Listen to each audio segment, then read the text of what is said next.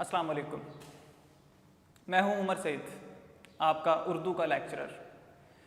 Intermediate part 1 11वीं जमात, इसका आज हमारा पहला लेक्चर है। इसमें हम पेपर का पैटर्न और अपना सिलेबस जो है उसके बारे में गुफ्तगू करेंगे। हमारा सिलेबस और पेपर पैटर्न ये 3 हिस्सों के ऊपर मुश्तमिल है। हिस्सा नस्र पहला हिस्सा, दूसरा हिस्सा नज़्म और तीसरा हिस्सा कवायद व इंशा। सबसे पहले मैं बात करता हूँ हिस्सा नस्र के बारे में। हिस्सा नस्र किस चीज़ के ऊपर मुश्तमिल है? ये निसाबी किताब जो है आपकी सरमाया उर्दू, टेक्स्ट बुक जिसे हम कहते हैं, सरमाया उर्दू उसका नाम है। और 11वीं जमात के लिए ये उसके ऊपर हमारा हिस्सा नस्र मुश्तमिल है। इस हिस्से को जब हम देखते हैं तो इसमें 14 असबाक शामिल हैं। वो 14 असबाक, उसमें कुछ अफसाने शामिल हैं, कुछ मज़ामीन वगैरह शामिल हैं। नंबरों की तकसीम इसकी कुछ इस तरह है कि सबसे पहले 5 नंबर के कसीरुल इंतखाबी सवालात इस हिस्से से लिए जाते हैं। आपसे किसी सबक के मुसन्निफ़ का नाम पूछा जा सकता है, आपसे पूछा जा सकता है कि जो अफसाना आपके सिलेबस में शामिल है चिराग की लो, उसकी मुसन्निफ़ा का नाम बताइए। हाजरा मसरूर है, बानो कुदसिया है, क्या नाम है उसका? आपने सही जवाब का इंतखाब करना होता है। इसी तरह आपसे पूछा जा सकता है कि अच्छन जो है वो कौन है, ठीक है, फ़ीका कौन है, उसके बारे में किसी किस्म का आपसे सवाल पूछा जा सकता है। तो इस तरह 5 नंबर के कसीरुल इंतखाबी सवालात यानी कि MCQs, जिसके 4 ऑप्शंस आपको दिए जाते हैं, आपने दुरुस्त ऑप्शन का इंतखाब करना है। वो 5 नंबर के आपके इस हिस्से पर मुश्तमिल हैं, हिस्सा नस्र के ऊपर, यानी आपके असबाक में से पूछे जाएंगे। दूसरे नंबर पे आपको उन आपके असबाक में से इक्तबास की तशरीह आती है। इक्तबास का क्या मतलब है?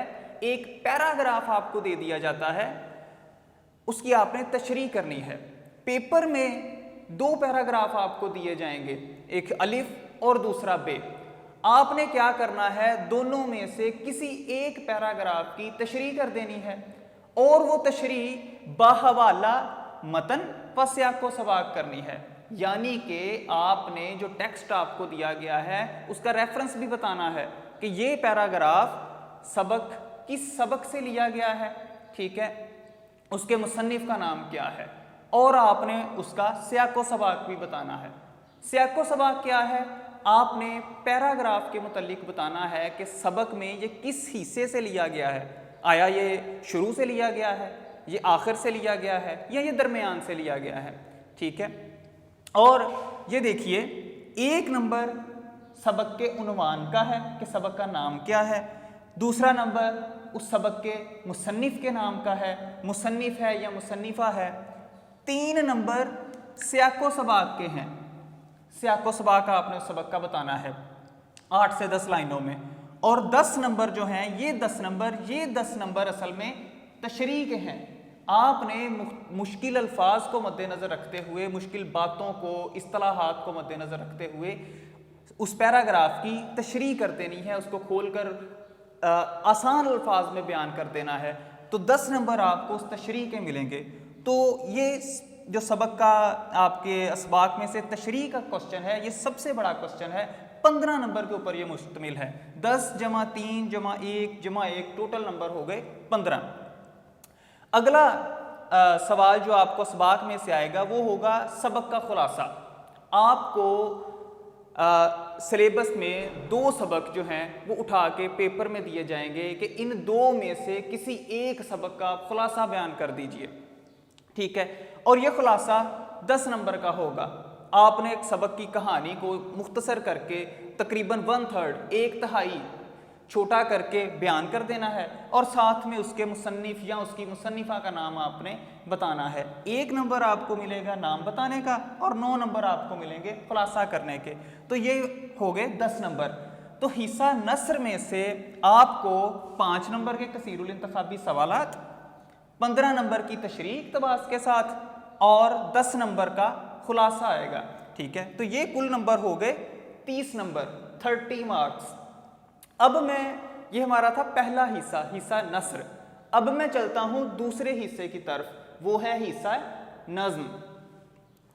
अब देखें कि हिस्सा नज्म जो है ये आगे दो हिस्सों के ऊपर मुश्तमिल है, एक है नज्म, दूसरा है गज़ल। 13 नज़में हमारे सिलेबस में शामिल हैं, जिसमें मुख्तलिफ इक़साम हैं, जिसमें हम्द भी है, जिसमें नात भी है, जिसमें दीगर नज़में भी शामिल हैं, 13 नज़में। और उसके नंबरों की तकसीम इस तरह है कि आपको पेपर में नज़म के अशार की तशरीह आएगी, 10 नंबर का सवाल होगा, ठीक है। इसमें आपको नज़म के 2 शेर दिए जाएंगे जिसकी आपने तशरीह करनी है। 4 नंबर एक शेर की तशरीह के होंगे, 4 नंबर एक शेर की तशरीह के। 1 नंबर होगा उस नज़म का उन्वान आपने बताना है, और 1 नंबर होगा आपने उस नज़म के शायर का नाम बताना है। 1 नंबर शायर के नाम का, 1 नंबर नज़म के उन्वान का, 4 नंबर एक शेर की तशरीह के और 4 नंबर एक शेर की तशरीह के, ठीक। तो 10 नंबर ये हो गए। नीचे है नज़म का खुलासा। आपको जिस तरह सबक का खुलासा आया था वो था 10 नंबर का, इसी तरह आपको नज़म का खुलासा आता है और ये 5 नंबर का होता है। सबक के खुलासे में आपके पास चॉइस होती है, 2 सबकों में से एक का खुलासा करना है, लेकिन नज़म के खुलासे में आपके पास चॉइस नहीं होती। आपसे सीधा कहा जाता है कि नज़ीर अकबर आबादी की फ़लाँ नज़म का खुलासा लिखिए, उसके आपको 5 नंबर मिलते हैं। तो हिस्सा नज़म से आपको मिले 15 नंबर, 10 नंबर की तशरीह और 5 नंबर का खुलासा। अब हम हिस्सा नज़म के ही दूसरे हिस्से, हिस्सा गज़ल को देखते हैं। आपके सिलेबस में हिस्सा गज़ल में 7 शायरों की 14 गज़लें शामिल हैं। उन 14 गज़लों में से आपको किसी भी एक गज़ल में से अशार दे दिए जाते हैं, 3 अशार, उनकी आपने तशरीह करनी है। 3 नंबर एक शेर की तशरीह के, 3 एक शेर की तशरीह के और 3 नंबर एक शेर की तशरीह के। कुल मिला के 9 नंबर आपको मिले तशरीह करने के, और 1 नंबर है आपने उस गज़ल के शायर का नाम बताना है। तो 1 नंबर शायर के नाम का और 9 नंबर 3 शेरों की तशरीह के, तो 10 नंबर आपको मिले हिस्सा गज़ल में से। तो इस तरह 10 नंबर हिस्सा गज़ल, 15 नंबर हिस्सा नज़्म, यानी दूसरे हिस्से हिस्सा नज़्म में आपको मिले 15 और 10 25 नंबर। 15, 10 नंबर, 15 नंबर और 30 नंबर, ये कुल मिला के बन गए 55 नंबर। यानी आपके सिलेबस के पहले 2 हिस्से, हिस्सा नज़्म और हिस्सा नस्र, इन दोनों को मिला के 55 नंबर का पेपर आपके सिलेबस जो है आपका पेपर उससे बनेगा। बाकी रहे 45 नंबर, वो 45 नंबर मुश्तमिल होंगे हिस्सा कवायद व इंशा के ऊपर। हमारे पेपर का और हमारे सिलेबस का तीसरा हिस्सा है हिस्सा कवायद व इंशा। इसके आगे अलग से 2 हिस्से हैं।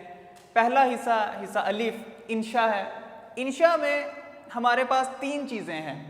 उन 3 चीज़ों में पहले नंबर पर है दरख्वास्त या रसीद। हमने दरख्वास्तें और कुछ रसीदें जो हैं वो तैयार करनी होती हैं। ये एक ही सवाल है और इसमें जो चॉइस है वो हमारे पास नहीं, मुम्तहिन के पास है। पेपर सेटर जो है, जो पेपर बनाने वाला है, वो दरख्वास्त भी दे सकता है, वो चाहे तो रसीद भी दे सकता है। तो पेपर में हमारे पास दरख्वास्त और रसीद दोनों में से कोई एक चीज़ आएगी, दरख्वास्त या रसीद, 10 नंबर के ऊपर वो मुश्तमिल होगी। दूसरी चीज़ है रुदाद, मुकालमा और रोज़नामचा। रुदाद, मुकालमा और रोज़नामचा, ये 3 चीज़ें हैं मुम्तहिन के पास। वो इन 3 में से 2 चीज़ें हमें पेपर में देगा। उन 2 में से कोई एक चीज़ जो है वो उसका हमें जवाब देना होगा। वो चाहे तो रुदाद और रोज़नामचा दे दे, मुम्तहिन चाहे तो मुकालमा और रोज़नामचा दे दे, मुम्तहिन चाहे तो रुदाद और मुकालमा दे दे। ये कोई सी भी 2 चीज़ें जो आएंगी उनमें से हमें कोई सी भी एक चीज़ वो लिखनी पड़ेगी। तो ये 10 नंबर के ऊपर मुश्तमिल है। तीसरी चीज़ है तलखीस नगारी। तलखीस हमारे पेपर का आखिरी सवाल है और ये 10 नंबर जो है ये नादीदा हैं। इसकी हम सिर्फ तैयारी करेंगे कि तलखीस नगारी है क्या, किस तरह हमने एक दिए गए मवाद को, एक पैराग्राफ को मुख्तसर करके लिखना है और बाद में उसको एक उन्वान देना है। ये भी 10 नंबर के ऊपर मुश्तमिल होती है, जिसमें 2 नंबर उसको उन्वान देने के हैं और 8 नंबर उसे मुख्तसर करके लिखने के हैं, यानी तलखीस नगारी के। तो हिस्सा इंशा जो है हमारे पास, ये कुल 30 नंबर के ऊपर मुश्तमिल है। 3 चीज़ें हैं इसमें 10-10 नंबर की। अब हम बात करते हैं हिस्सा बे, ये है हिस्सा कवायद। ये भी 3 हिस्सों पर मुश्तमिल है। इसमें कसीरुल इंतखाबी सवालात पूछे जाते हैं, MCQs आते हैं। पहला हिस्सा है तज़कीर व तानीस, यानी मुज़क्कर और मुअन्नस। हमें गैर हकीकी चीज़ों के मुज़क्कर और मुअन्नस के मुतल्लिक MCQs आते हैं, कसीरुल इंतखाबी सवालात आते हैं। यानी कलम दवात कहाँ पड़ी है या कलम दवात कहाँ पड़े हैं, मैंने कलम उठाया हुआ है या मैंने कलम उठाई हुई है, इस किस्म के सवालात हमसे पूछे जाते हैं। ये 5 नंबर के कसीरुल इंतखाबी सवालात आते हैं। दूसरे नंबर पे है अदबी इस्तिलाहात, हमारे अदब में जो मुख्तलिफ टर्म्स यूज़ होती हैं, जो इस्तिलाहात इस्तेमाल होती हैं, उनके मुतल्लिक। इसमें तशबीह है, इसमें इस्तिआरा है और इसमें तलमी है। तशबीह, इस्तिआरा और तलमी वो क्या है, उनकी साख्त, उनके अरकान जो हैं और उसके इस्तेमाल के मुतल्लिक, इन तीनों चीज़ों के मुतल्लिक हमें MCQs पूछे जाते हैं 5 नंबर के। तीसरा हिस्सा शेरी इस्तिलाहात है। हमारे अशार जो हैं, हमारा हिस्सा नज़्म जो है, नज़्म है, गज़ल है, हम्द है, नात है, जो दीगर जितनी भी शायरी की इक़साम है, उसमें जो टर्म्स यूज़ होती हैं, उसमें जो इस्तिलाहात इस्तेमाल होती हैं, उनका मुतल्लिक ये हिस्सा है। इसमें हमारे सिलेबस में सिर्फ 4 शेरी इस्तिलाहात हैं। वो कौन सी? मतला, मक्ता, काफिया और रदीफ। इन चारों के मुतल्लिक सिर्फ 5 कसीरुल इंतखाबी सवालात हमारे पेपर में हमसे पूछे जाते हैं। तो कवायद का जो हिस्सा है ये 15 नंबर के ऊपर मुश्तमिल है, तीनों के 5-5 नंबर हैं। तो हमारा मुकम्मल तौर पे जो हिस्सा कवायद व इंशा है वो 15 नंबर और 30 नंबर 45 नंबर के ऊपर मुश्तमिल है।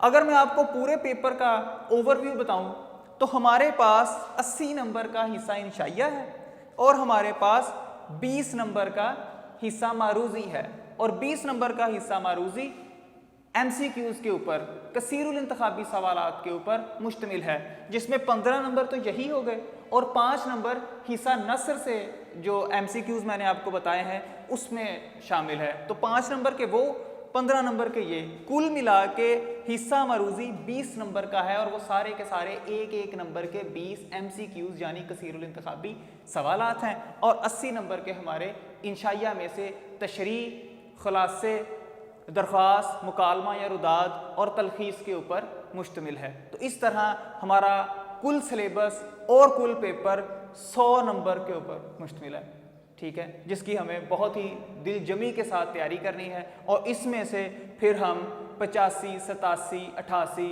90 नंबर लेने के लिए अहल हो सकेंगे। बहुत शुक्रिया।